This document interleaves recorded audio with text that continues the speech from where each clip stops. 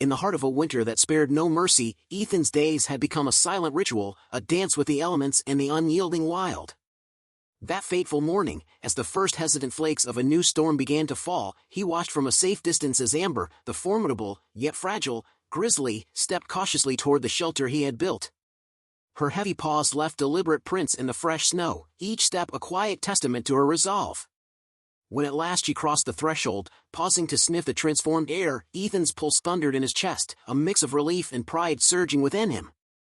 Could this shelter be the sanctuary that bridges two solitary souls in a relentless world?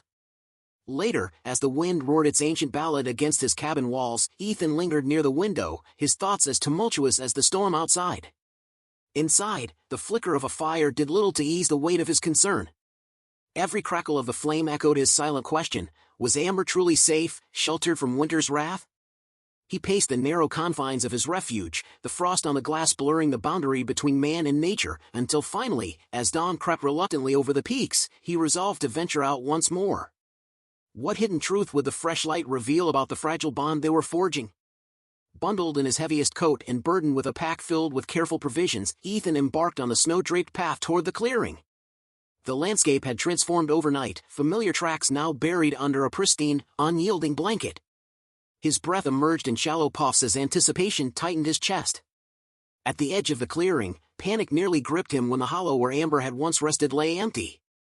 Then, a faint trail, a lifeline etched into the snow, led him to the shelter. There, curled within the makeshift walls, Amber lay motionless but alive. Had the storm pushed her to seek refuge, or was it destiny guiding her steps? Ethan approached slowly, crouching low to seem less an intruder and more a guardian. "Morning, girl," he murmured, his voice tender despite years of solitude. He carefully unpacked a bundle of food, setting it at a respectful distance from her shelter. With cautious grace, Amber stirred and inched toward the offering, each measured step and deliberate bite spoke of her resilience. As she ate, Ethan's eyes traced the frost-laden contours of her fur, marveling at the quiet fortitude that belied her weakened state. Could this small act of care rekindle something long buried within both their hearts?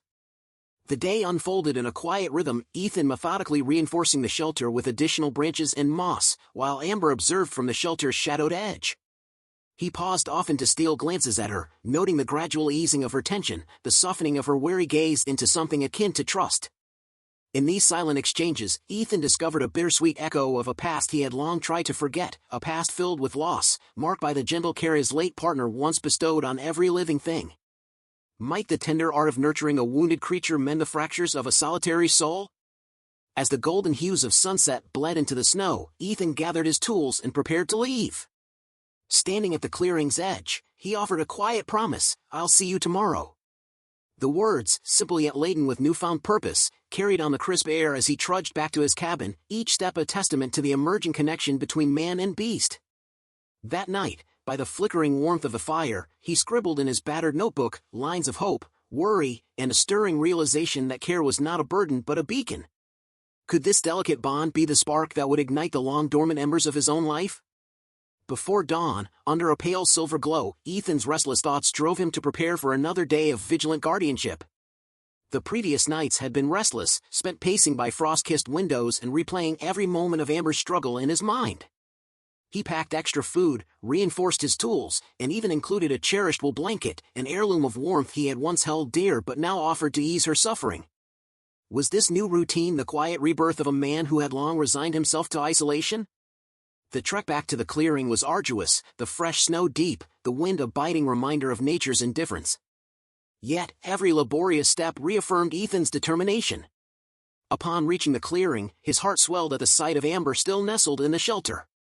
The structure, though battered by ice, stood firm, a fragile bastion against winter's fury. Crouching low, he greeted her in his gentle, time-worn voice, "Morning, girl." Setting his pack aside, he unpacked food and, with deliberate care, placed an insulated water container beside the shelter. Unscrewing its cap, he revealed the clear, frigid water, adding quietly, "I figured you might need this, you can't live on snow alone." Could such simple kindnesses weave a lifeline of hope amid the biting cold? Amber's response was measured, a cautious approach, a slow sip that confirmed her reliance on his offerings. Her amber eyes, once filled with guarded suspicion, now shimmered with fragile trust. Ethan lingered by her side as she ate, every movement reinforcing the silent promise they shared. As the day waned, he reinforced the shelter further, meticulously adding branches and insulating the fragile walls with moss. With each completed task, he found himself not only safeguarding her but also piecing together the remnants of his own broken spirit. Might the act of caring for another rekindle a lost capacity for hope and love? In a rare, quiet interlude, memories of Anna, her gentle laughter, her nurturing touch, her unwavering belief in the healing power of care, washed over him. The recollection of how she had mended not only wounded creatures but also his shattered heart stirred a warmth he had long thought extinct.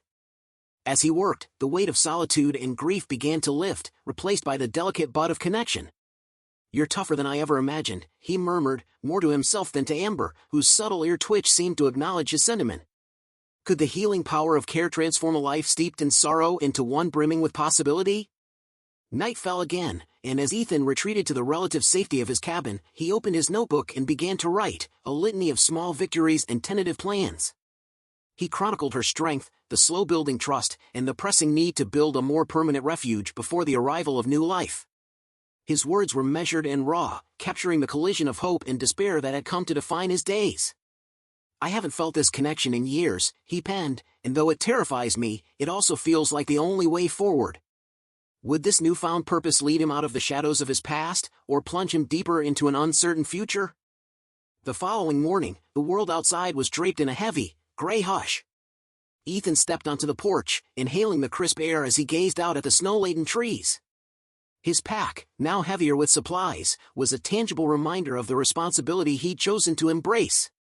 The path to the clearing was more treacherous than before, each step an arduous negotiation with the deep, powdery snow and the biting wind.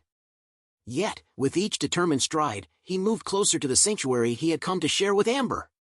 Could the rigors of this winter forge an unbreakable bond between two wounded souls? At the clearing, there she was, Amber, still resting within the sturdy, if modest, shelter. The blanket Ethan had draped over its side fluttered gently in the wind as she stirred, her amber eyes locking with his in a silent greeting. "Morning, girl," he said softly once again, placing out food in the precious water container. Her measured, deliberate movements, a slow approach, a cautious sip, then steady, thoughtful eating, spoke of a resilience that resonated deeply with him. In this harsh wilderness, could their quiet ritual become a lifeline, a promise of renewal?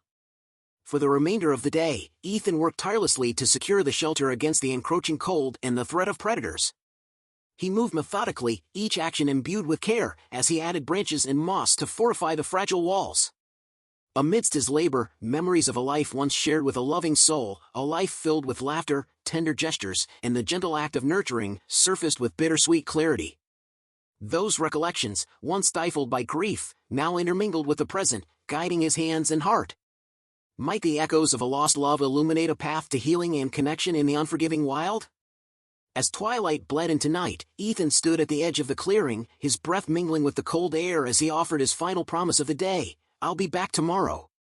Amber's steady, unblinking gaze was his only reply, a quiet acknowledgement of the bond that was steadily deepening between them. The return journey was a slow descent into the present, each crunch of the snow beneath his boots a reminder of the fragile yet profound connection that had rekindled his spirit. Could tomorrow's light bring with it a new chapter of hope for them both? That night, as the fire's glow danced across the cabin walls and the wind howled its age-old dirge outside, Ethan settled into a rare, contemplative silence. He opened his notebook once more, recording the day's small triumphs and lingering uncertainties. "She's drinking the water," he wrote, "trust is growing, but it's fragile. The shelter is holding, but it won't last. I must build something more permanent before the new lives within her arrive." He paused, the weight of his thoughts palpable in every carefully inscribed word. "I'm not sure what's changing in me," he continued, "but it feels like hope, something I haven't felt in years." As the fire crackled and the night deepened, Ethan allowed himself a small, uncertain smile. Was this the beginning of a new season, a season of healing, of shared survival, and perhaps even redemption? In the quiet hours before dawn, when the silver glow of the moon still graced the mountains, Ethan prepared for another day in the wilderness, a day that promised not only struggle against nature's relentless fury but also the tender possibility of rebirth. With his pack heavy with supplies and his heart buoyed by a cautious hope, he stepped out into the cold, determined to stand alongside Amber in the face of winter's relentless assault. Together, in the unforgiving silence of the wild, they were learning that even the most shattered souls can find solace, and maybe even love, in the simple, profound act of care.